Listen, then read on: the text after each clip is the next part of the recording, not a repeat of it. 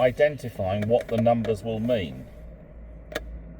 Often, I hear somebody say to me, so scale yourself from 0 to, and they say 5. Okay. And at the end they say, now scale yourself, and they say 9. Oh, okay, well done. Why did you but do there's no discussion around why, or why was it a 5, why is it a 9? So if you're going to use scaling, you have to be very careful that it's not just a numbers game, but there's reasons behind it. Okay, so I thought that there was good engagement from you with the pupil.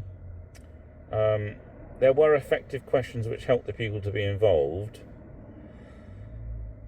Very good detail discussed, but need to ask more questions so the pupil is involved in the learning process a bit more.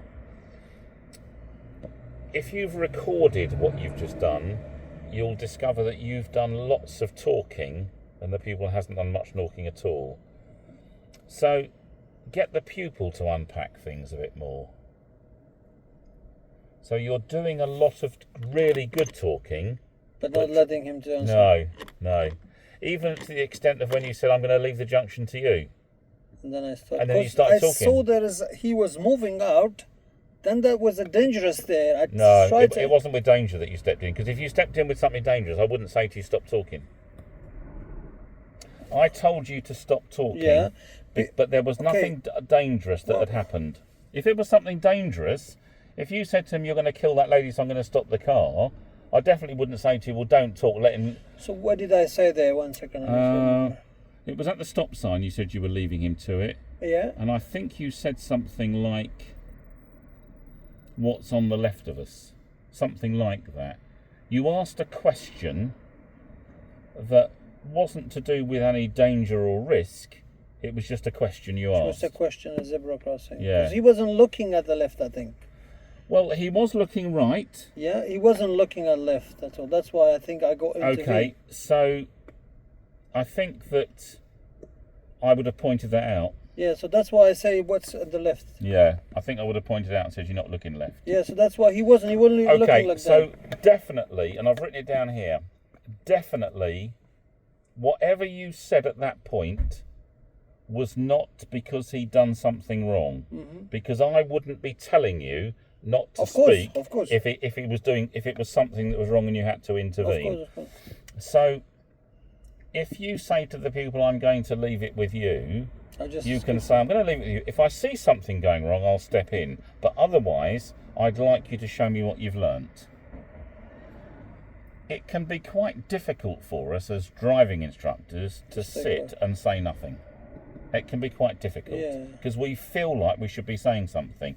When you've got the examiner behind, there's a feeling that, I should be saying something. I should be showing the examiner I can speak and I can talk. But the examiner doesn't want to see that. What the examiner wants to see is learning taking place. Have you done enough effective questioning to then say to the pupil, now for the next round here, for the next couple of junctions and roundabouts, show me what you've learnt. And what you then do is that if you say nothing and the pupil does it perfectly, after they've left the junction or roundabout, say, really well done there, loved that. What were the benefits of doing that? Tell me why it was good. And that way, you're not stepping in, you're just giving some encouragement. And then when the next thing's coming up, you say, okay, I'm going to stop talking again, I'm going to leave it to you, end of the road, turn left. And then you stop talking. At the end, if you have noticed, I did that, I guess. At the roundabout. It's a little bit better. Yeah. I think that the questioning is better, but try to ask the question a bit earlier and not give the answer. Implications, very good. They're better than they were before. So, as well as talking about the legal things, which is correct to do, also talk about the dangers. So with the cyclist, yeah, very good that you mentioned the fact that you could knock them off the bike and then you could go to prison or you could be in trouble. You also just want to say, how will the cyclist feel landing on the road? So you talk about the dangers of what that would cause. Yeah, so how did you think that went today? Okay, my thinking is separate. As an experienced person that I'm looking at, what do you think? Would you, if you were my examiner today, would you give me any score or would you fail me again? Okay, so if I was the examiner today, the fact that I'm sitting here thinking about it is a good sign. So I saw enough that if I was doing the marking sheet, I would be sitting there thinking, that wasn't bad, that lesson. I could see that the pupil was involved. I might be slightly unhappy that you were doing too much talking and there wasn't enough from the pupil. Mm-hmm.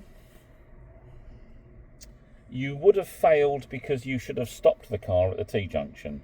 We've turned right and the car was coming from the left. Going out, Yes, yes. and we should have stopped the car, definitely. Mm-hmm. So that would make it a fail. But if you take away that. Yes. So I'm thinking of your question and removing that from my answer for a moment. So The strategy, the talking, like I use yes, some... okay. So too much talking, not enough questioning. Although the talking was really good. But what I'd just like to do is to get him to tell you. To ask me. Yes. So you think he's a suitable candidate? He's not bad. He's not bad. He's not a bad candidate. Can't drive perfectly. His driving is not great, which is definitely what you need. You don't need someone who can drive. So what will be the next session for him to do? Still doing awareness and planning. Still doing awareness and Yeah. planning. Bit of meeting, holding back positions, looking ahead, being aware of what's going on. I think that's what he needs. The woman behind, in that meeting situation where the man was directing traffic, I did not she see could that. see him. Yeah, I did not see that. Okay. Because I think he was hiding from the van. Well, she could definitely see him. Yeah. Because when she hooted, I turned round to give her a glare, and she's saying, "Look, look." So would that be a problem for me telling him wait? I think I'd say, "What's that man telling you to do?" Yeah. Or if he can't see the man, say, "We need to go. That man's telling you to go." And then afterwards say, "Did you see the man?" And if he says no, say, "Well, there we go. There's our problem.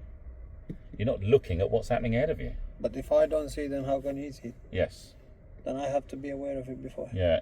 That's if you could see it from there. I don't know. I certainly couldn't see I it. couldn't see him. Because I don't want to sit across like this. No, when I was sitting, because we were behind the big van, that man was not visible at all. Okay. Yeah, I wouldn't argue with you because I couldn't see him. But I wasn't particularly looking for him.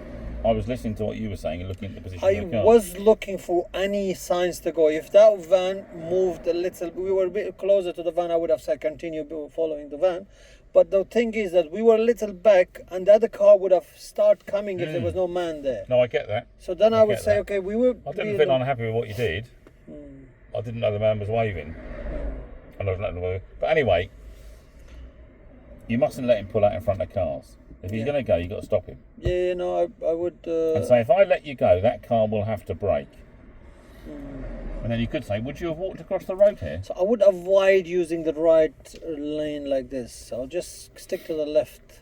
What time is your test? 1:30. Yeah. I wouldn't fancy turning right there on a part 3 test. I'd be coming out of the test centre, turning left and turning right into this road.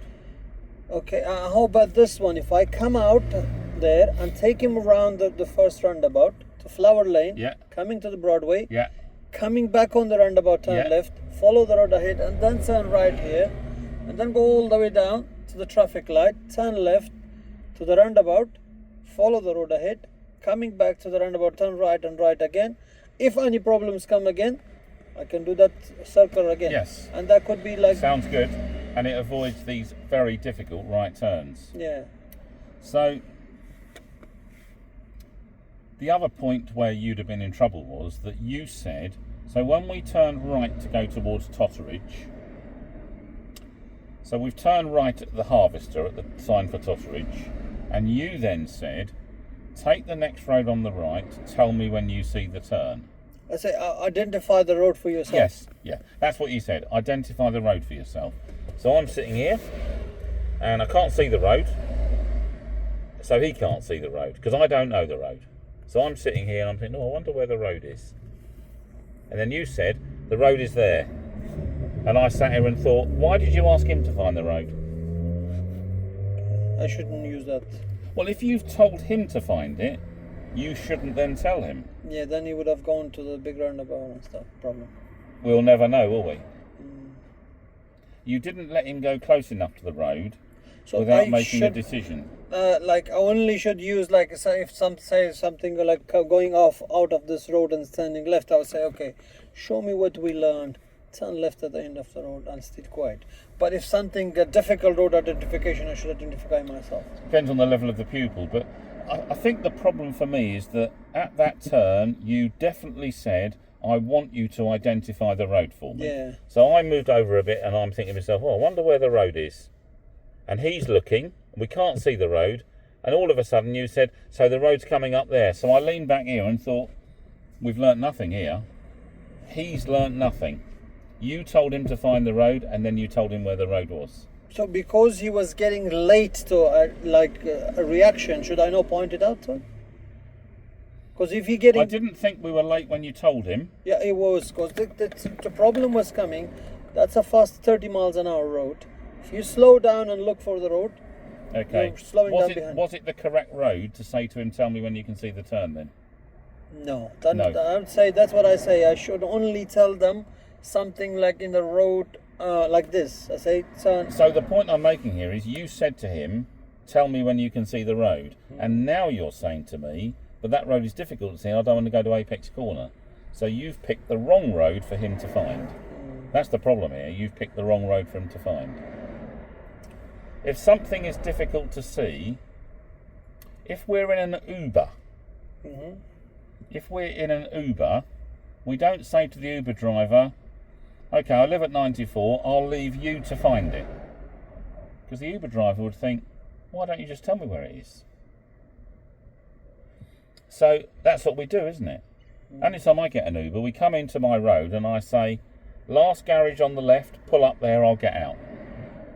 So I give him a specific place. So that road, to say to him for that road, tell me when you see the road, was not the road to pick. Because you do have the risk that if he doesn't see the road and you miss it, you're at Apex Corner.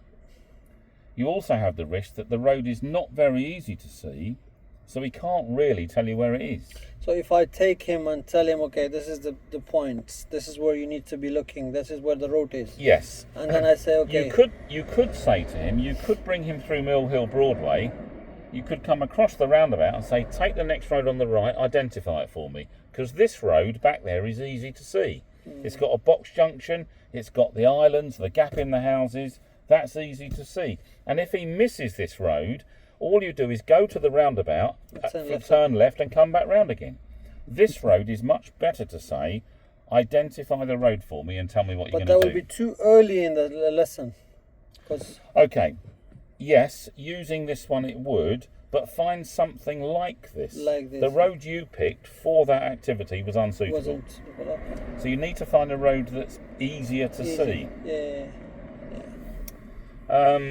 The route direction terminology is not correct. Yeah, I'm going to work on that. You need to work on that. I haven't seen an improvement with that. I have seen very good engagement with the pupil. I have seen some better questions, but too much talking. Ask questions and then stop talking. Let the pupil get involved. Let the pupil get involved. There's too much talking and not enough involvement. So yes, that would be the score. Let's see what else I've written down here. So you still didn't tell me the score. What would you score me? Let's take away this one. Yeah, I'm going to definitely take that away. Comparing to the other students, she passed yesterday. You're better than she was. Definitely. But looking at this examiners and that examiner is different. Martine is very good. What examiner did she have? Martine. I don't know the examiners here. Yep. Do you know my examiner here? Do you know Karen? No. Angie. Angie's the blonde lady. Yeah. Yeah, I know her. I see her at Pinner. I saw her at Stevenage. I know she does round here, St Albans, Welling, Pinner here. I saw her at Stevenage a couple of months ago. She gave the student an A. What was the level of student? Trainee like yourself, the first attempt, got an A. Scored 43. Was it like my level of the student, or he was better The than? pupil was about the same. And my level is low. He was better than me? Yes, your level is lower.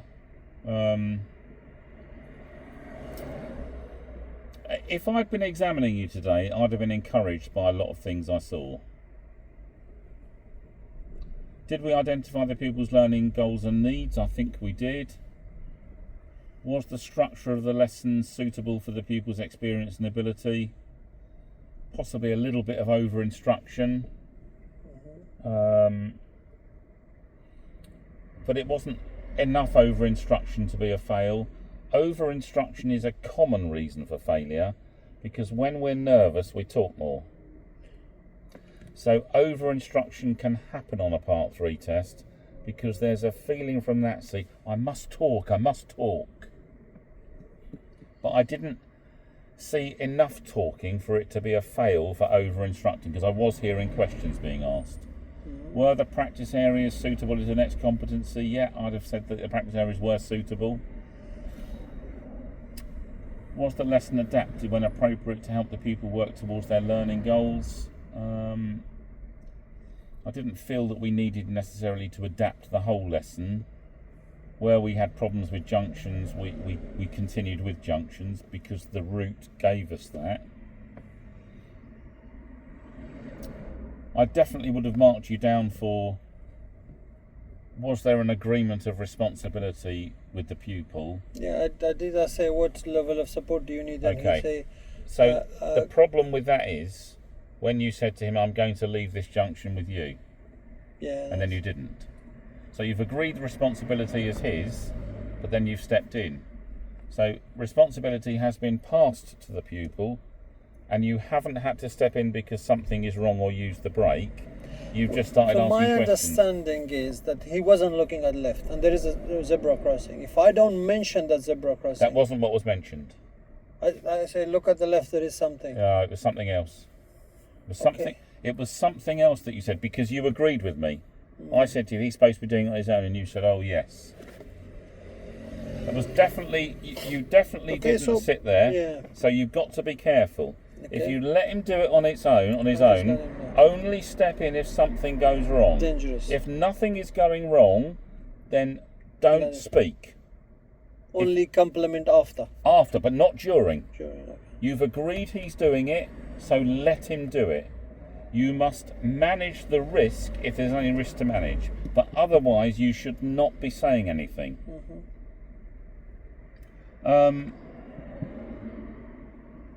Were route directions given correctly and appropriately? No, they weren't. I'd have given you either a 2 or a 1 for that. So you get a 0, 1, 2 or 3. It's definitely not a 3. It's definitely not a 0. So you've left yourself between a 1 and a 2.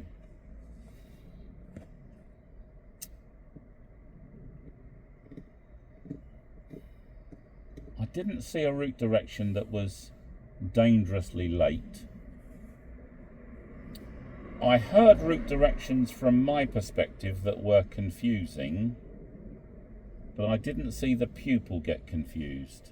So I might have given you a 2. But your route directions are definitely scoring 1 or 2, and they should not be a 1. So, for example, you mean like if I'm here, I say turn left, at the end of the road, turn left. That's a good direction. At the end of the road, turn left is yes. Okay. Take the next on the right is not. Okay. Because I can see you pointing ahead and saying to the pupil, turn right. I would sit here and think, well, that's confusing. You're pointing ahead, very, Okay. very obviously pointing So ahead. no hand gesture, just talking. Say turn You should right. only use a hand gesture if it's needed to manage the risk. It should be take the next road on the right. Take the And if you need to give him further information, then you would do so. So, I'm telling you to practice the route directions because Yeah. at the moment you're scoring a 1 or a 2. Yeah, I'm gonna do that. And it should not be a 1. should it? Yeah, that's right. It should not be a 1. Should not be a 1. Was the trainer aware of the surroundings and the pupil's actions? I thought that was okay. Definitely would have scored you at least a 2 on that. Use of the controls, verbal or physical intervention was good, apart from the one here. That was quite good.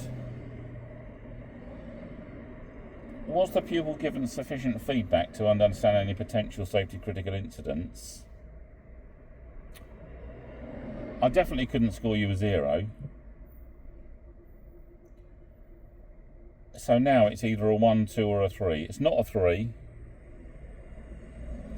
There was just a bit too much on the legal side. It needed a bit more balance of injury to others. So for example, with the hitting of the pedestrian, you spoke about going to jail, police being there, but there needed to also be something around how would have the effect the on the person on the floor, and how, if they're injured, how will they feel? How will you feel if you injure them? So more of the danger to others as well as the legal side. So it was a bit top heavy to with others legal. And then legals. Yeah.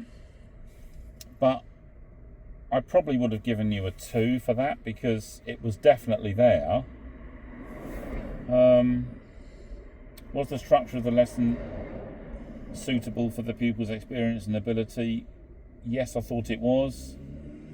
Was the pupil encouraged to analyse problems and take responsibility for learning? Yes. Were examples used to clarify learning outcomes? It's a tough one because you've got to have examples appear. So I used the example with the bike of it being cold, windows closed and music on. Would you know the bike was there? Do you remember me saying that to him? Yes, 100%. So